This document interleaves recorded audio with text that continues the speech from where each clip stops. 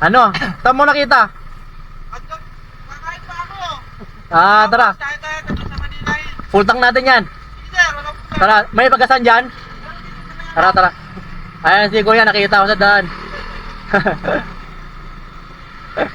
Tama ka pala. Buti na, putol ko.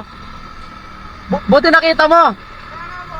Na Magpapakit na ako yan. Nakita ko kayo. Magpapakit na ako eh. na yung lag namin, Edne. Sige, susundan kita. Sige. Ayan, nakita tayo sa daan. Pupultang natin yan.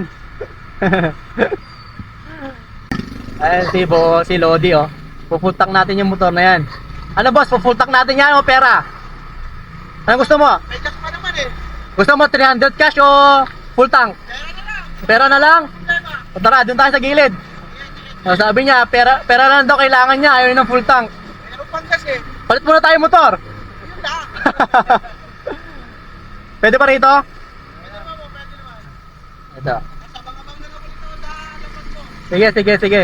May sticker ka na ba? Wala pa po. Bigyan mo yung sticker. Yan sa likod. Ayan si Bossing. Nakita tayo sa daan. Paano mo nakilala? Sa ano po? Sa Facebook. Kasi ilang beses ko na kayo nakikita sa San Isidro. Pero sa Rafael ako. San Rafael ka. Opo.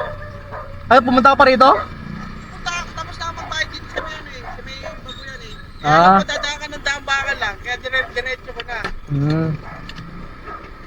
Ayan si Bossing, nakita tayo sa daan. Ayaw niya daw panggas ng full tank ng motor. Kaya 300 pesos sa kanya. Kaya lang full tank nito, 100 plus. Ito na Bossing, 300. Thank you po, Kaya ingat ha. Ingat. Okay, right safe. Ulit. Okay, next time. Pass, ingat.